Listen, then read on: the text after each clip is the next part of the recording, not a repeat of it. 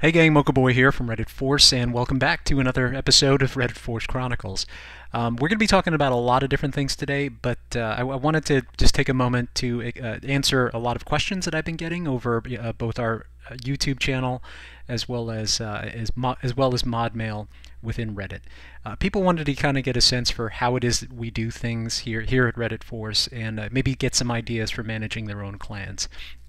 I get a lot of messages from clan leaders, asking us for what our policies and procedures are and how we handle certain things and what things we have in place just to keep things running smoothly. So I'm going to walk you through all of that. I'm going to show you how we organize the clan and most importantly how we run our wars here, with maybe a little bit of commentary on some of the strategy behind how we do what we do. But before we do that, I want to point out one quick thing here that I'm extremely proud to do, and this is after a month and a half of a lot of hard work, both on my part as well as the part of the leadership team here at Reddit Force. We had a really rough spell right around the December time frame. We lost a lot of good players to full-time war clans because we were still kind of a casual war clan at the time, and that translated over into our war performance and our Warlog. So right here, this line of demarcation, this last war with Canada, the 10 prior wars to this were all losses. So this entire war log was just completely blood red. We lost all our 3-stars. We lost most of our 3-star specialists, and just kind of the general mood in the clan was really low. We hit a really low point, just like every other clan does. And this kind of echoes the sentiment of a lot of different clans in playing the game right now. You've heard me mention this before, but we started a transition over towards 3-star strategies, across the board months ago, literally months ago, 3-4 months ago, getting people trained up on different GoE type of attacks, hybrid attacks, just getting people introduced to the thought process and the base assessment to help them develop those skills to help them compete at this level.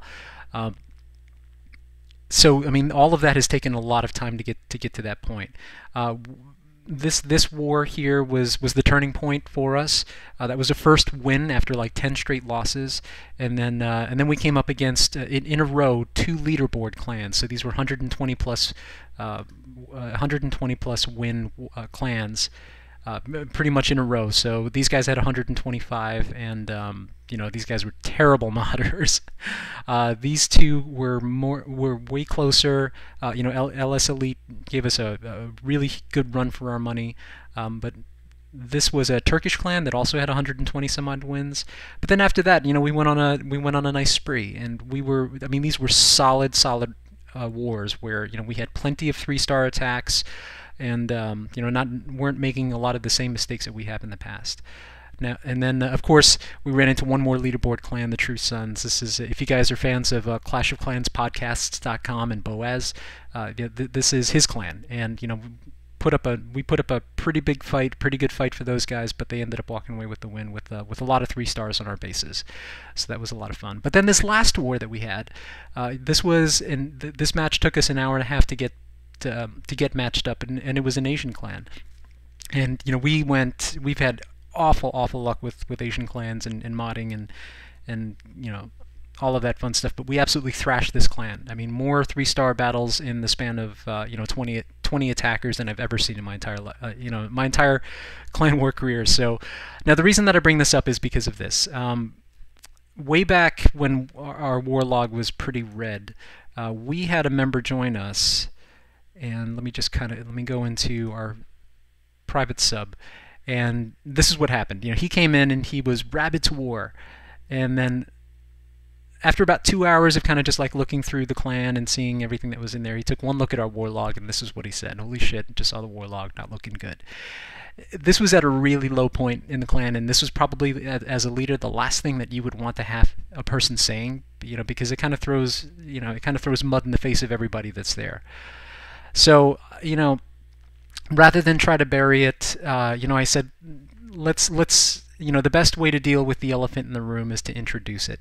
So, I wasn't going to ignore the fact that we had a blood red warlog. I was going to put it out in front and remind people of what happens when things go south and when the clan as a whole can't work together towards a common goal. So I took a screenshot of that. I posted it to our public sub, and just as a gentle reminder to everybody of where we were and how far we've come from that time. And I have to say that since that time, we may not have like the completely flawless record as some of the more established clan war clans, but I couldn't be happier with where we're at as a clan, because of the decisions that we've made to get us to this point. So, thankfully, with the addition of the new players and a lot of the skills that they bring to the table, along with our own players coming up to speed with all of the new attacks and executing them to perfection. I mean, we've really turned things around here from where we were back in December. So great job there, guys. Now just on to some of the more boring stuff here.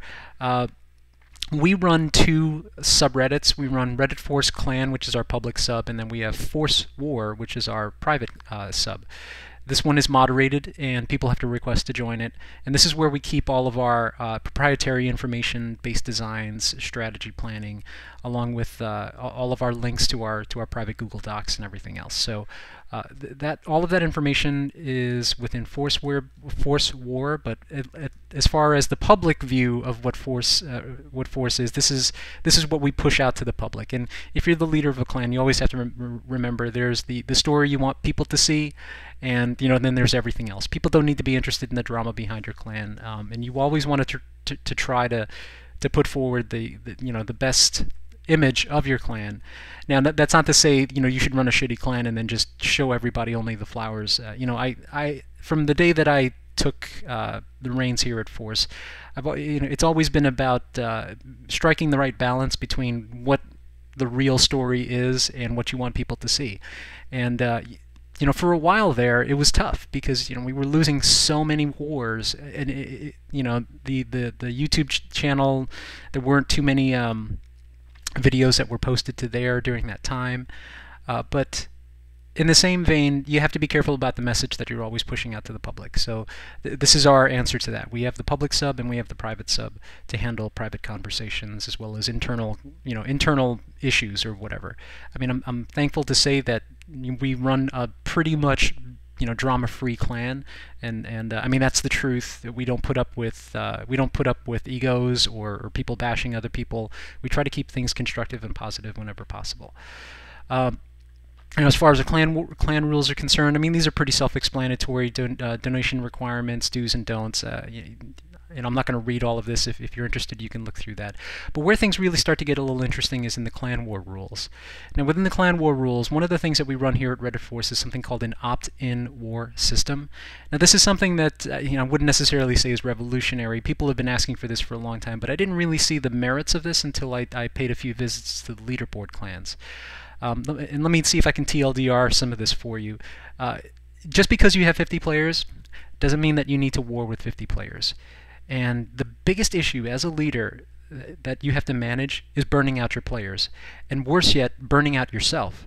No one, I mean, with the exception of maybe 5% of the player base within Clash of Clans, can maintain that kind of pace and be switched on 100% of the time for that long.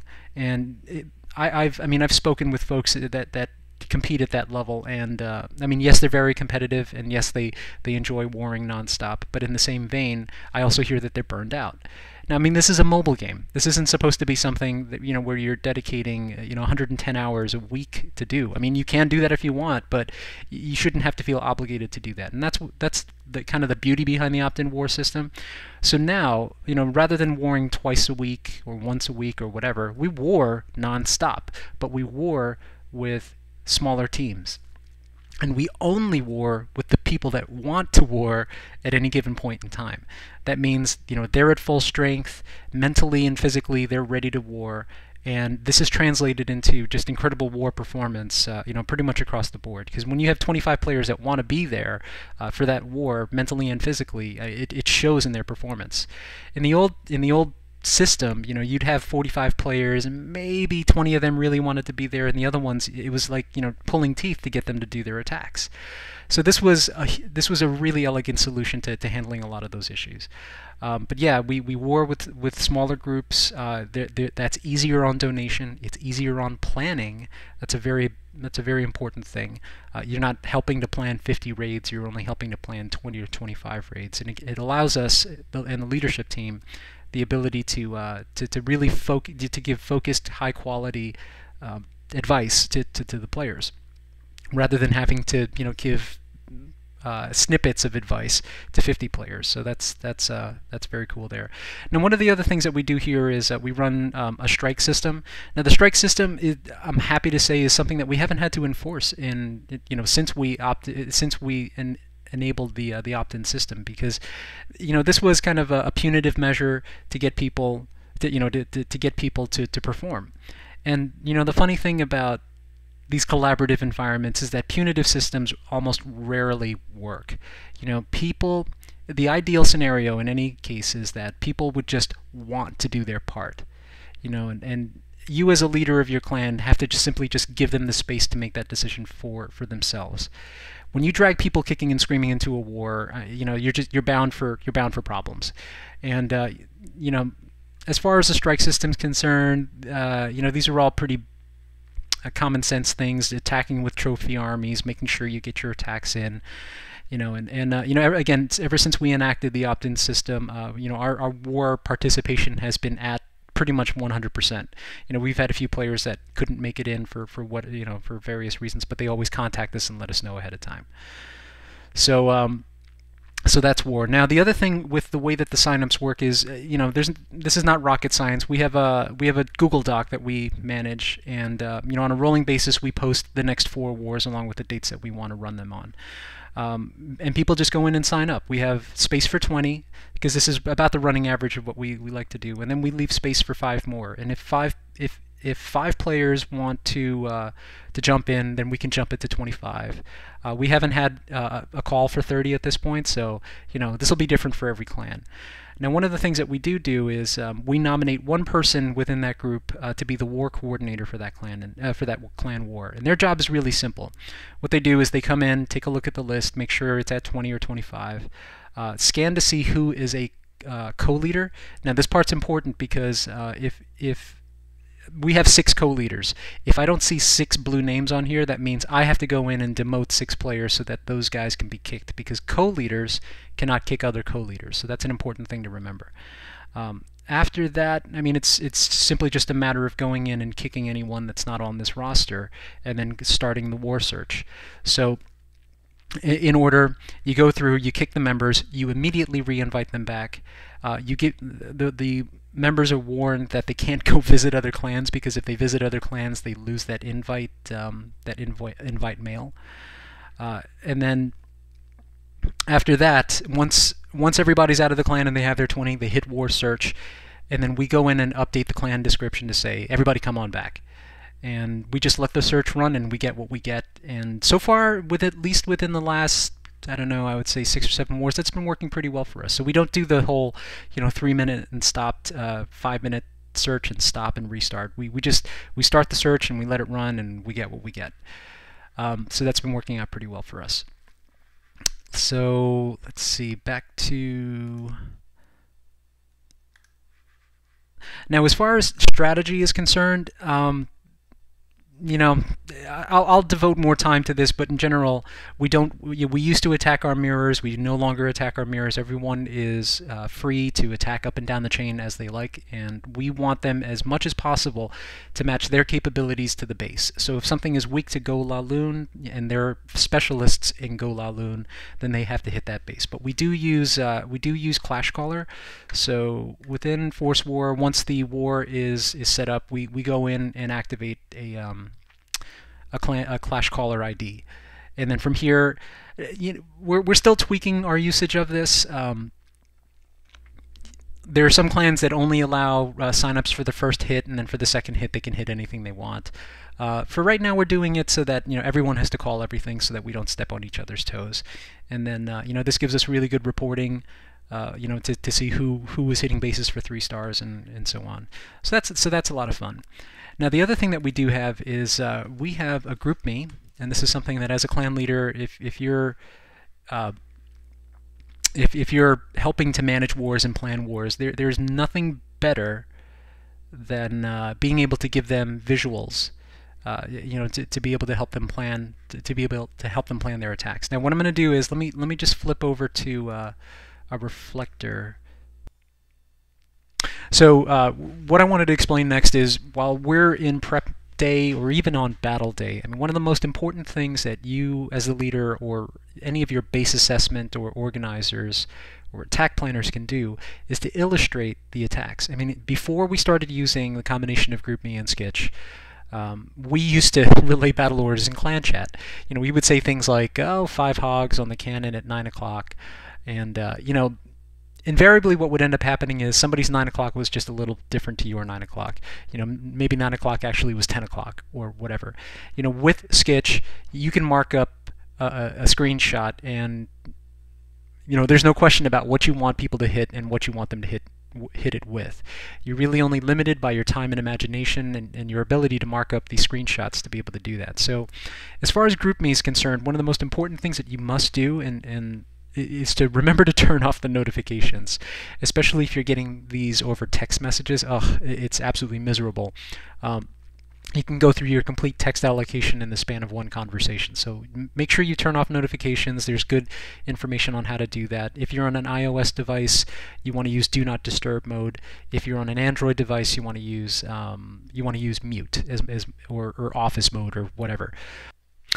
So when you're using Skitch, obviously all you have to do is just take a screenshot with your device, throw it into your camera roll, and then load up Skitch, grab the image, and then just start marking up. At this point, you can develop whatever color scheme you want to use to illustrate your concepts. I mean, I do, undo, and then use the pen. I use circles to denote balloons. I use different colors to denote different stages. Let's see, get rid of that. You have enough colors here to handle all of your spell placement. So you can use green for jump, yellow for heal, and then fuchsia, or whatever this color is, for rage. And then after that, really, it's just a matter of going through and marking down, what you want to hit them with. What order you want to hit them with. So we plan everything in stages. Stage 1 is the lure. Stage 2 is the CC kill. Stage 3 is prepping your funnel. Stage 4 is launching your actual attack. So using different colors to denote those different stages is also very helpful. Plus, there's also a text mode that you can do this in. And I mean, once that's all done, all you have to do is save that. And let's see if there's a way to push this out to GroupMe. So open up in GroupMe. Choose your, and that's it. So share it out to another app, share it out to GroupMe, post it, leave your comments, and then just have everyone go there.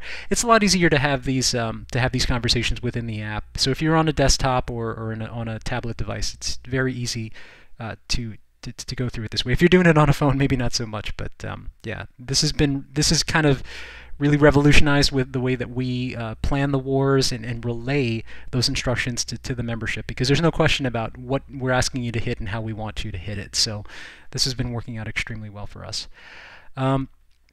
So yeah, I mean, that's, like I said, there's a lot that I've covered. Let me see if I can just stop this.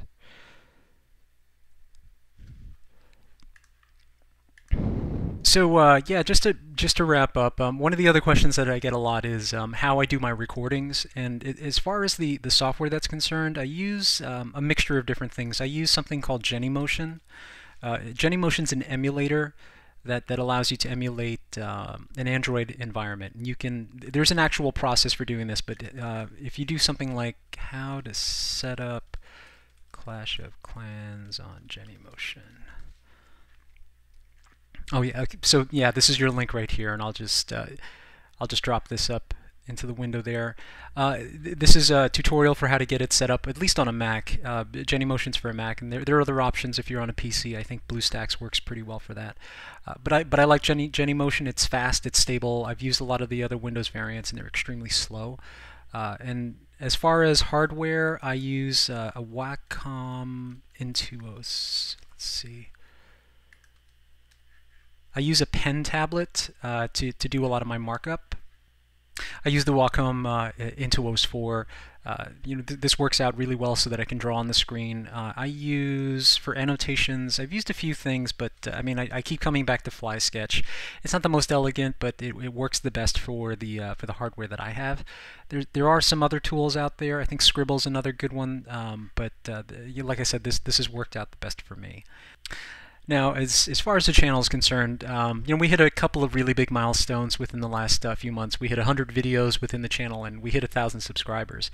I've never really done this to make any kind of money off of this. I mean, really, it's been about the science and the art of gameplay, and sharing that information with everybody in a way that is cohesive as well as consistent. So, I mean, everyone in the clan knows our tactics, and they have great examples to be able to review, that reinforce a lot of those tactics. There are a lot of YouTubers out there with, thousands upon thousands of subscribers. I mean, if we ever get there, that's great. If not, I mean, it's no skin off my nose. I mean, I really originally had put this out as a resource for the clan, but it's proven useful for the entire Reddit clan system. And I find that we get a lot more information coming to us than the information that we're putting out. So I'll put some information about base design, and then 10 people will send me base designs, and we'll post those to our private wiki, and we get to benefit from open sourcing a lot of this knowledge, which has just been really fantastic. I'll continue to try to post videos as often as possible. It's not always possible for me to get behind the recording desk. I can't tell you how gratifying it is that, out of all of the YouTube channels out there, that you chose to spend your time watching this channel. I mean, yes, I totally agree that some of the videos go a little too long, but, it is what it is. I'm not out there to put entertainment content out there. There are plenty of YouTubers that are doing that. I mean, the stuff that's here is to push our message out, to push our tactics out there, to share what we've learned with the rest of the the community, and see what comes back to us. So I mean, at least in that respect, it's been working really well, and we've been having a lot of fun. And that is, after all, the reason that we play. This isn't supposed to be work. It's not supposed to be something you wake up in the morning having to do. We do this because we want to, for love of the game. So that's pretty much it. I hope that answers a lot of the questions that I've been getting over Reddit mail. If you have any other questions or comments, or you want to see how it is that we do any particular thing that we do, just drop it in the comments below, and I'll see what I can do to put together a response for you. But yeah, again, for the 1,000th subscriber and the 2,000th subscriber, looking forward to all of those milestones down the road. I want to thank you for spending your time with us and playing this wonderful game that we all play. Take care, and again, thanks for tuning in.